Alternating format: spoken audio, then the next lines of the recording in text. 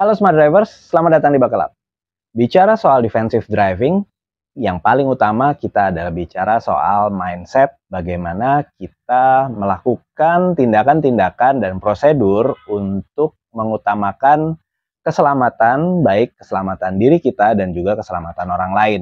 Salah satu tindakan yang bisa kita lakukan adalah membiasakan untuk melakukan sesuatu secara prosedural ya, artinya ketika kita sudah terbiasa melakukan urutan-urutan sebuah tindakan yang mengutamakan keselamatan, tentunya ini akan diikuti oleh behavior kita atau sikap kita ketika mengemudi di jalan raya. Kali ini kita akan bicara mengenai safety prosedur ketika kita akan memasuki kendaraan kita. Nah, tentunya dengan menerapkan prosedur ini, kita mulai membiasakan untuk berpikir soal keselamatan sebelum, selama, dan sesudah kita mengemudi. Bersama saya, Agung Yuniharto, Your Safety Buddy.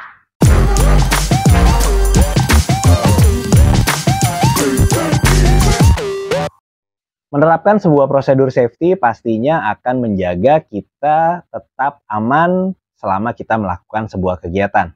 Bicara prosedur safety, bahkan ini sudah dimulai dari sebelum kita memasuki kendaraan. Dimulai dari memastikan diri kita siap untuk mengemudi. Artinya kalau misalnya kita di bawah pengaruh obat-obatan, misalnya habis minum obat batuk, ya tentunya kita sudah dalam kondisi yang tidak aman. Ya, jangan memaksakan diri. Kalau diri kita sudah aman, tindakan selanjutnya adalah ketika kita mendekati kendaraan. Sambil mendekati kendaraan, pastikan kondisi di sekeliling kendaraan itu aman. Misalnya, apakah ada anak-anak yang sedang bermain di sekitar kita, atau ada atau tidak benda-benda yang bisa kesenggol ketika kita melakukan pergerakan keluar dari tempat parkir misalnya. Ya, caranya ya mungkin kalau misalnya kita datang dari arah belakang mobil, kita bisa sambil melihat sisi kiri dan sisi kanan dari kendaraan kita. Atau kalau mau lebih aman lagi ya kita mengelilingi sekali kendaraan kita. Walaupun kita misalnya di rumah ya, karena bisa aja ada misalnya barang-barang yang tanpa tahu kita diletakkan nempel dengan kendaraan kita ya. Begitu kita gerak itu bisa merusak mobil misalnya. Atau kalau di tempat umum ya tentunya kalau kita berkeliling tadi kita bisa memastikan nggak ada misalnya hewan peliharaan atau juga misalnya barang-barang yang mungkin bisa memunculkan potensi terjadinya sebuah accident ya. Misalnya ada kucing di kolong mobil kita atau misalnya ada peralatan atau ada motor yang parkirnya terlalu mepet. Jadi kita sudah memastikan dulu. Kemudian begitu kita masuk ke kendaraan, tindakan yang pertama yang kita lakukan adalah melakukan penyetelan posisi duduk. Artinya ya kita setel dulu kursinya nih supaya pas sesuai dengan postur tubuh kita. Termasuk juga kalau mobil kita dilengkapi dengan setir yang bisa di-setel ketinggiannya dan maju mundurnya, ya tentunya kita setel dulu nih setelah kita memastikan kita sudah dalam posisi duduk yang tepat untuk menjalankan kendaraan. Setelah kita ada di posisi duduk yang tepat, kemudian langkah selanjutnya adalah setel spion.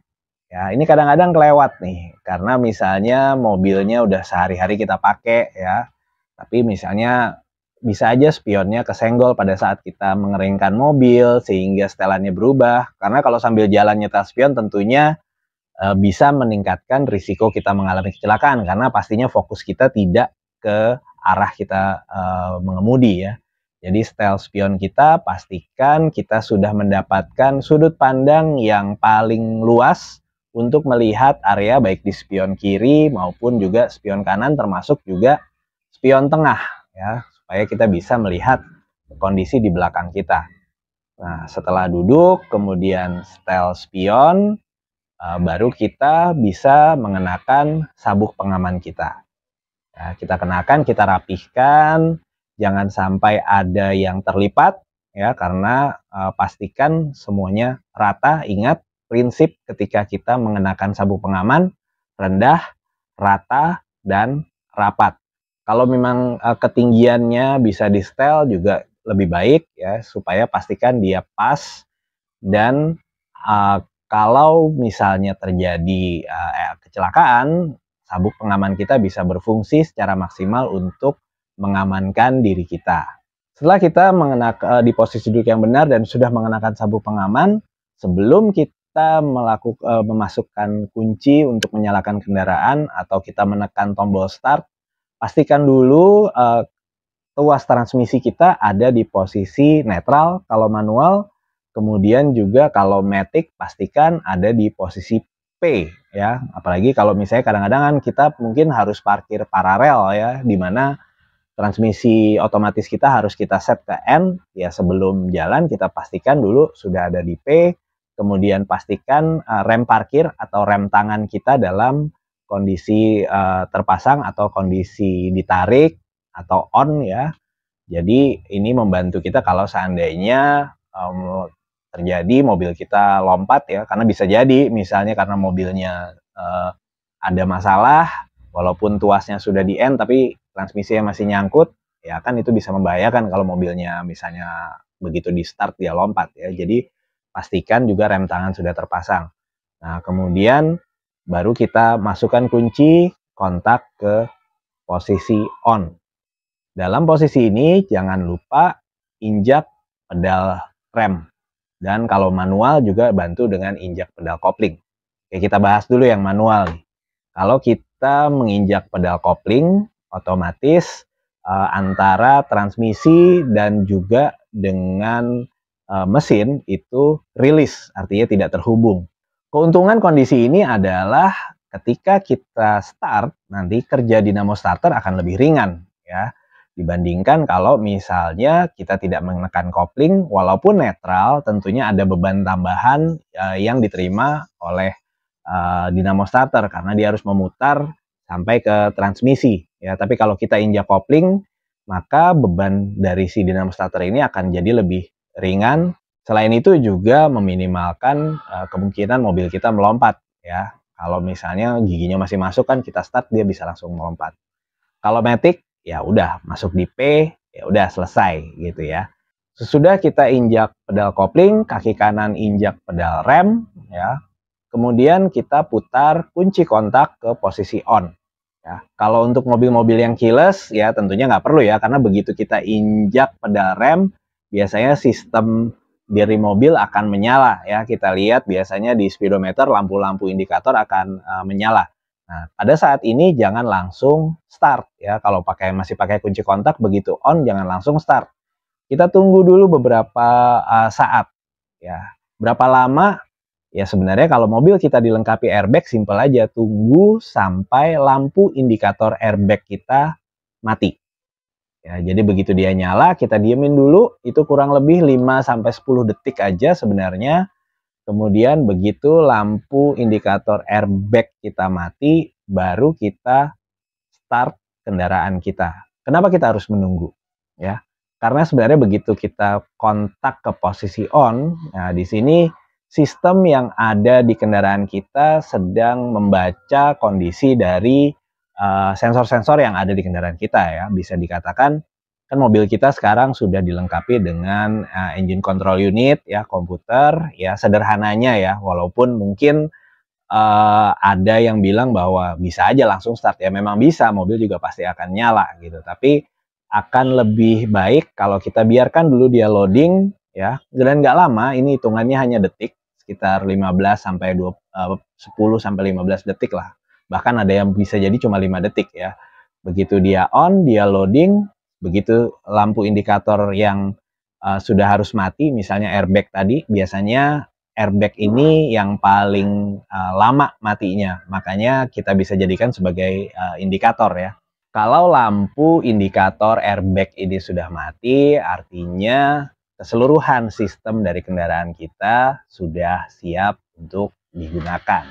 Nah, jangan langsung start ya. Ada satu prosedur yang bisa kita tiru dari prosedur safety pengoperasian alat berat, yaitu kita bisa pencet atau kita bunyikan klakson sekali ya. Tin, Nah, kemudian baru kita nyalakan kendaraan. Nah, prosedur membunyikan klakson ini sebenarnya bisa kita terapkan, kita bisa lihat lokasinya ya. Kalau di rumah sakit pastinya jangan ya, tapi kalau kita tidak membunyikan klakson, kita pastikan sekeliling kita sudah aman. Tapi kalau memungkinkan, tidak ada salahnya kita adopsi prosedur ini ya. Kalau kita bicara prosedur pengoperasian di pertambangan misalnya, baik itu mobil kecil ataupun alat berat, mereka punya prosedur yaitu kalau hendak menyalakan alat ya mereka klakson 1 kali.